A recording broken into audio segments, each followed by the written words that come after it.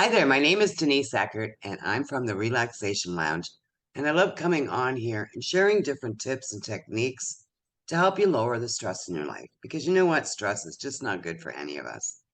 And today I have Emma Lynch, and she is a career and life transition coach and organizational well being facilitator.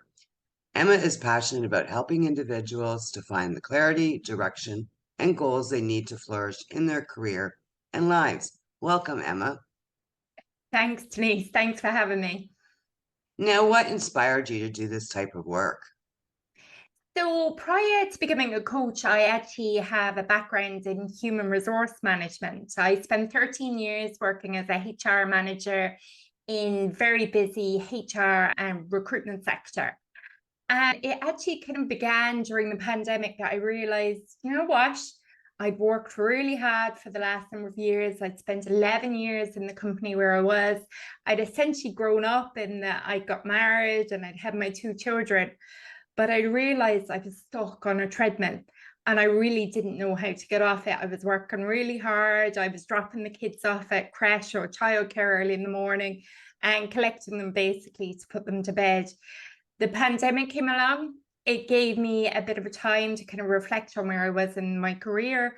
And I realized that the reason I got into HR was not where I was.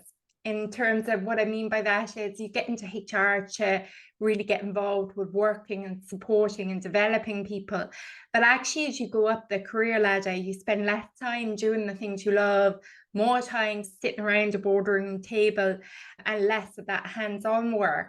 And I realized that kind of something had to change. This is not the way life was meant to be. But when I started working with a coach, and what I realized was the area I love of HR was engagement and well-being. And I discovered a master's course, which was a master's of positive psychology and coaching psychology. And it just gave me that push to make the step that I probably, if I thought about it more deep down, I've been probably trying to find the courage to make for a year before that. And I handed in my notice of that good full-time permanent job. And I returned to education to study the master's for a year and set up my coaching business, which is very much where I am now. Now, working in HR, you must have seen a lot of people that were stressed out or burnt out. Is there, Totally. can you talk about that a little bit? Yeah, very much. And I think the biggest thing, and I still see it now to some degree in some of the clients I work with, is people just get stuck and they don't know how to stop. Life is so busy, and I think as the years have gone on, it's got even busier. And you get to a place and you need to change, but you just don't know how to do it. People get so consumed in their work that they forget about themselves. And I think there's a bit of that at the root too, in terms of self-compassion. And we have to be better at feeling like it's okay to feel the way we feel as well. And I think that's really important. You'd see it in organizations, a lot of people you take a bit of sick leave, take some time out of where they are, but before they know it, they're back at work and the cycle begins again.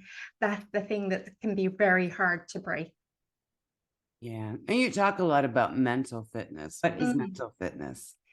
So mental fitness is basically it's our overall state of mental health and well-being, but it's a little bit more than that too, and it's our ability to cope with and manage our stress, anxiety, and the other challenges that are coming at us. So if you compare it a little bit to physical fitness, okay, so if you think about if you were walking up a steep hill or a mountain, if you weren't physically fit, your heart was probably pumping in your chest, your muscles were probably really sore, particularly the following day.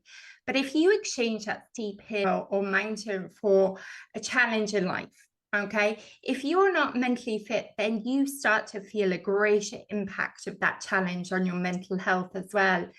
And I think the way the world is such a volatile, uncertain, complex place, and that's increasing with every year that goes by, that it's now more than ever that we need to start and strengthen our mental fitness. And even if you look back to 25 years ago, when the gym wasn't such a common thing in our world, people started going to the doctor sick with a physical ailment, and the advice was go to the gym and work out. We now do that as routine. People know that's an important part of life. And that's where we need to go then with our mental fitness as well. Now, how can we actually build on our mental fitness? Yeah, and do you know what? People always ask that to me because they have visions of your brain, like how do you give your brain a workout? There's basically four key areas that really help and promote our mental fitness, and they are in the areas of strength, endurance, flexibility, and relationships. So there's a lot of similarities that can be drawn between that and physical fitness as well. So if you take strength, and what I mean by that is obviously it's not lifting weights or anything like that, but it's actually looking inwards to ourselves and our own character strengths. And what I mean by character strengths is there are core positive qualities that really are central to us. They're our identity, they incorporate our values. And there are things that when we're using them, they give us a sense of fulfillment and energy. We light up when we're using them as well, but they're not the same as skills and talents. And that's something that's really important to be aware of as well. These are the things that when we're using them, we light up, they energize us, we feel really good, even perhaps get a sense of flow when we're using them as well.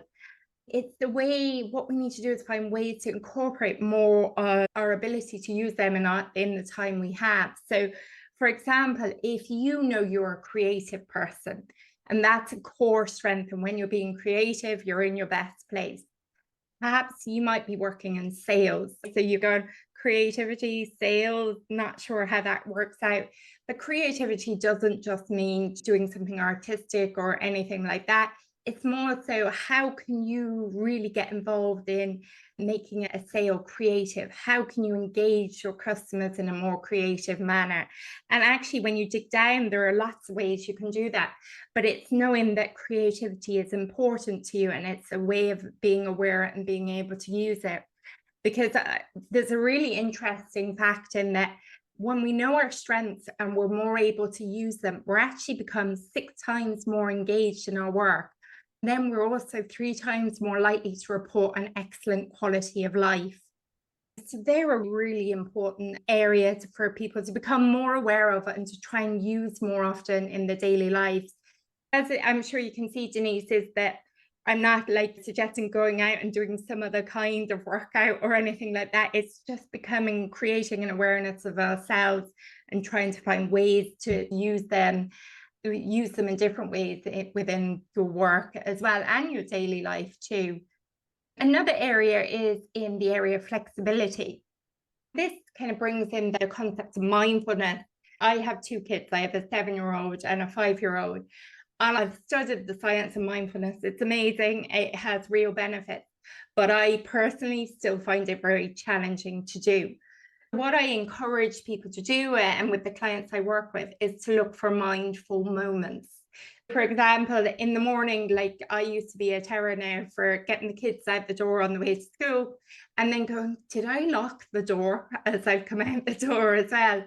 Actually, you can practice a mindful moment with that. So as you close the door, feel the temperature of the door handle, feel how it moves, notice how easy or hard it is.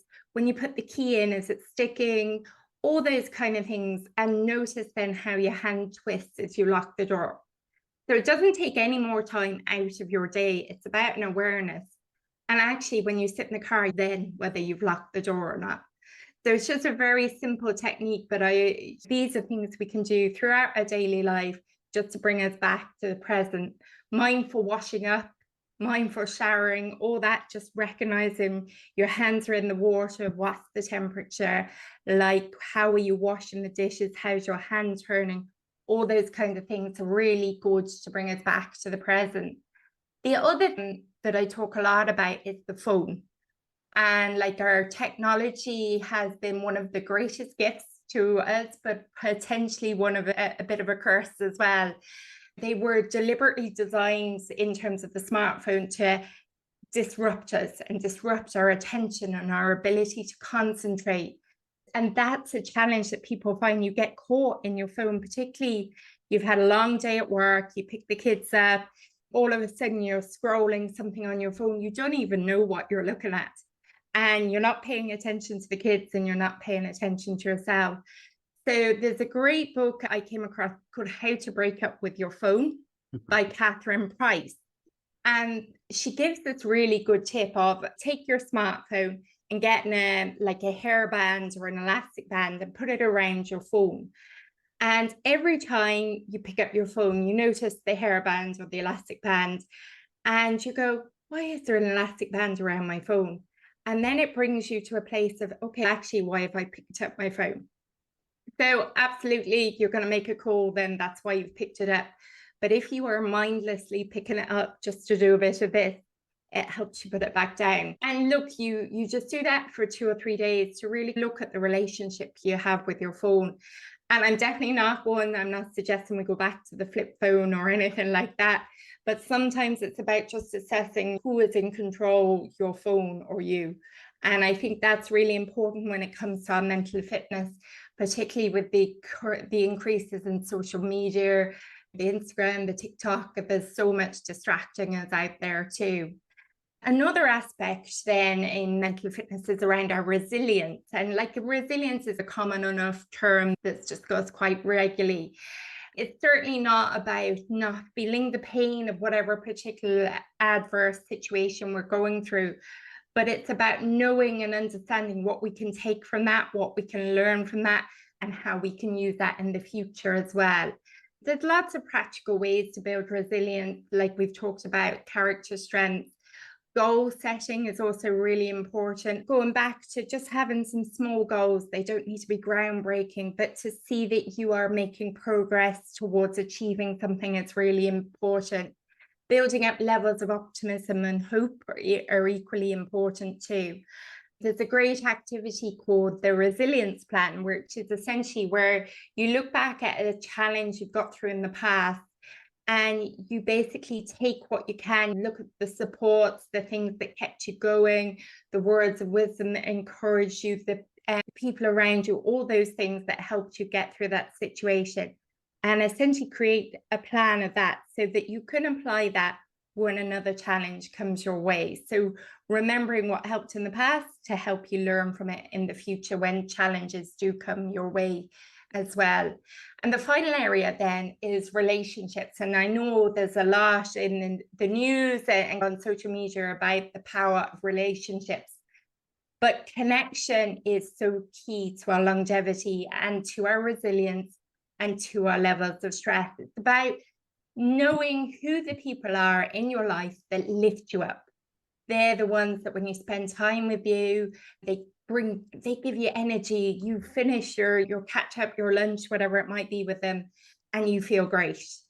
And it's how can you spend more time with those people? It doesn't need to be a list of 100 or anything like that. In fact, in some ways, the less, the better, because they're really relationships that are just, the quality is so good. It's just really focusing on that. There's also an understanding that there probably are people in your life that you spend time with them and they do drain your energy. But for whatever relationship they are with you, you have to spend time with them.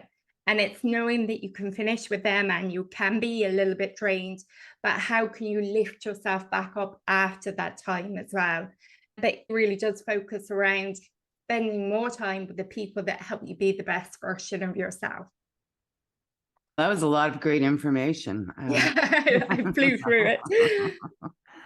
So mental fitness is very important, and these, in a sense, quick tips are amazing. And I love the one about the phone, because a lot of us, I really try not to, is just start scrolling. Then you're taking that precious time away, and time away where you should be spending time on more positive things and on your relationships and taking care of yourself.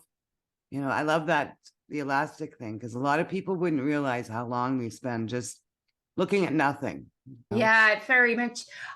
When I'm on holidays, I try to delete my apps. Like I don't obviously have them for work and things. So I try to really delete them off the phone so they're not there. And I always can notice that for the first day or two of the holiday, I'm picking up my phone to look at one of those apps or whatever. And I'm like, why are you even picking up your phone? You don't have those apps on your phone. And it takes probably 2 to 3 days to break that habit of continuously checking it. So it is really worthwhile. And I'd often talk about reading. Reading is one of the things, as I'm reading a book, that I've rediscovered since I've been on my own journey. And people would often say to me, how do you get time to read, Emma? You're setting up a business, you have 2 kids. And I do this method of 10 pages a day. So whatever I do, I read 10 pages a day. And I think that's only the same as looking at Instagram for 15 minutes, because people will always challenge that they just don't have time to read a book. When we talk about social media, they have time for that. So that's something I really encourage people to try. Do it for a month. You'd read a book in a month if you just read 10 pages a day. Right. Now, I understand you have a little bit of an offer for our listeners here. Yeah, absolutely. So obviously I'm based in Ireland, but I'm able to facilitate time zones in terms of coaching. So if anyone is listening that is in a place in their career where they're very stressed, they feel stuck, they don't know where to go, they feel like they're in the middle of their career and they need a total change, whatever it might be, I'm able to support you using positive psychology tools to help you get unstuck.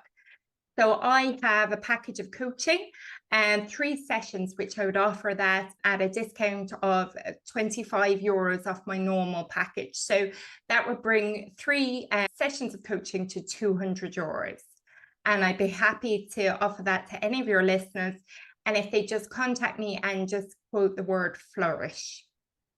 Okay, great. Thank you very much for your time today. So what are your words of wisdom as we wrap this up?